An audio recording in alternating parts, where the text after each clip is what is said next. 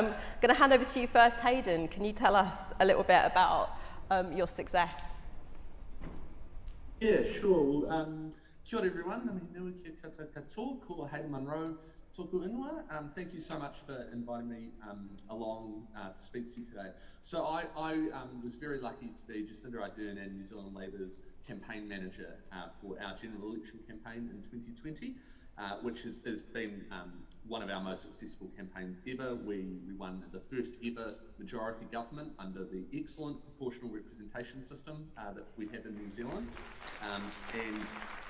What I really wanted to emphasise though is that the reason that I think I have something to contribute to the conversation about campaigning isn't because I worked on that campaign, it's because I worked on our 2014 campaign, which is our worst ever campaign and our worst result since the 1930s. So I've seen in my own campaigning life that it's possible very quickly to go from the worst of times to the best of times.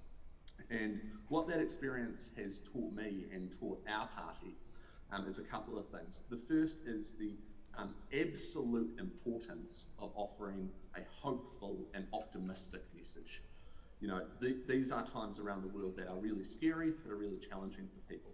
And one of the first things that Jacinda Ardern did when she became the leader of the New Zealand Labour Party was to commit us to relentless positivity. She made a very clear rule to our caucus, to our party, no negative attacks. We talk about what's positive, the hopeful, optimistic vision that we have for New Zealand.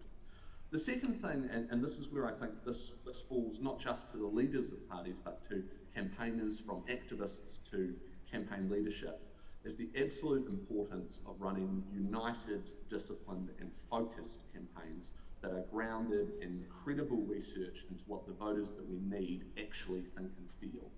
Persuasion isn't a away game. It happens in the other person's head, not our own.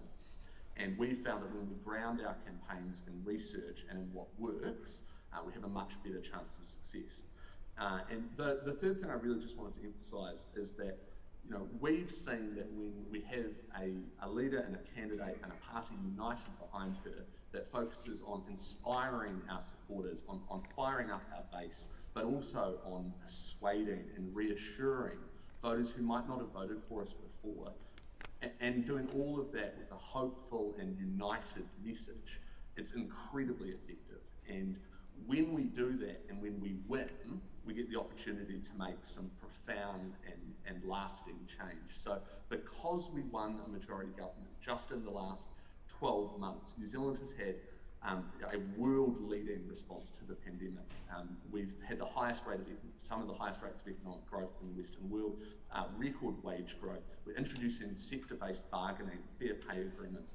We're investing the largest amount in renewable energy, some of the biggest renewable energy projects that we've had in New Zealand. And we've been able to pass the single biggest lift in main benefits in New Zealand in generations. So the strong message that we've learned is no matter how dark things seem, if you get organised, if you run on a hopeful message, you base what you're saying in dedicated research about what people think, you have a leader who inspires and persuades, you know, you can really win and you can really make lasting change.